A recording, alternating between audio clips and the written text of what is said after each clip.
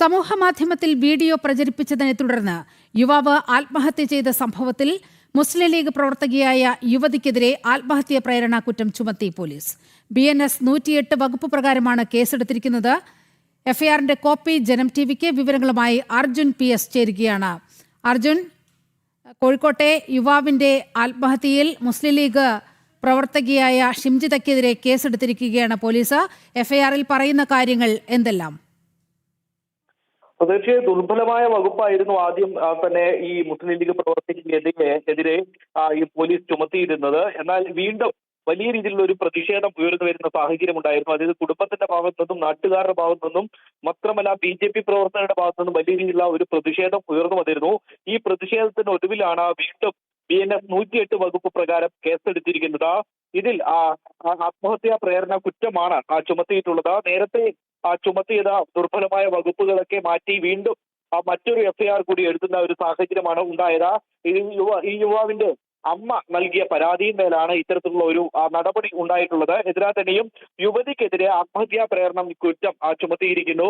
ഏകദേശം 10 വർഷം വരെ തടവ് ശിക്ഷ ലഭിക്കാൻ കഴിയുന്ന തരത്തിലുള്ള ഒരു വകുപ്പാണ് ഇപ്പോൾ യുവതിക്കെതിരെ ചുമത്തിയിട്ടുള്ളത്. ഇതിനാൽ തന്നെയും യുവതിയെ കൃത്യമായി ഇനി നാളെയോ അല്ലെങ്കിൽ മറ്റന്നാളോ ആയിട്ട് ചോദ്യം ചെയ്യേണ്ടതുണ്ട്. കൃത്യമായി ചോദ്യം ചെയ്തതിനു ശേഷമായിരിക്കും യുവതിയെ അറസ്റ്റ് ചെയ്യുന്ന കൂടുതൽ കാര്യത്തിലേക്ക് നീങ്ങുക.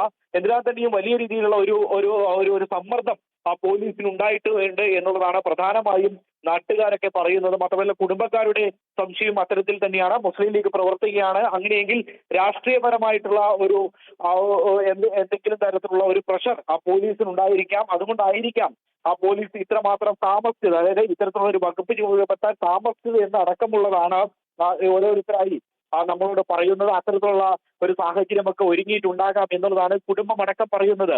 എന്തിനാൽ തന്നെ ഇപ്പോഴിതാ വീണ്ടും ഇദ്ദേഹത്തിന് നീതി ലഭിക്കുന്നതിലേക്കുള്ള ഒരു ചവിട്ടുപടി ആയിരിക്കുന്നു. ഇത്തരത്തിലുള്ള ഒരു ആത്മഹത്യാ പ്രേരണ കുറ്റത്തിന് ഈ കുറ്റം ചുമത്തിയിരിക്കുന്നു.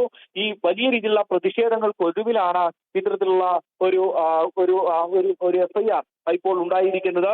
അതിൽ തന്നെ മറ്റൊരു കാര്യം എന്ന് പറയുന്നത് ദീപക് ലൈംഗികമായി തന്നെ ഉപദ്രവിക്കാൻ ശ്രമിച്ചെന്ന് പരാതി നൽകിക്കൊണ്ട് യുവതി അന്ന് തന്നെ പറഞ്ഞിരുന്നു താൻ ഇങ്ങനെ ഒരു കേസ് ഒക്കെ എടുക്കാൻ വേണ്ടി പരാതി നൽകിയിട്ടുണ്ട്. അതായത് വടകര പോലീസ് സ്റ്റേഷനിലായിരുന്നു പരാതി നൽകിയതെന്ന് യുവതി പറയുന്ന സാഹചര്യം ഉണ്ടായിരുന്നു. എന്നാൽ ഇന്ന് അത് അങ്ങനെ ഒരു വാദം ഇല്ല എന്ന് തന്നെയാണ് വടകര പോലീസ് പറയുന്നത്. അതായത് യുവതിയുടെ ഈ വാദം തള്ളിയിട്ടുണ്ട്. അതായത് ഇങ്ങനെ ഒരു കേസ് ഈ വടകര സ്റ്റേഷനിൽ തന്നിട്ടില്ല എന്നുള്ളതാണ് വടകര പോലീസിൽ നിന്ന് നമുക്ക് ലഭിക്കുന്ന വിവരം. അങ്ങനെയെങ്കിൽ പച്ചക്കള്ളമാണ് അന്ന് ഈ മുസ്ലിം ലീഗ് പ്രവർത്തക യുവതി പറഞ്ഞത്.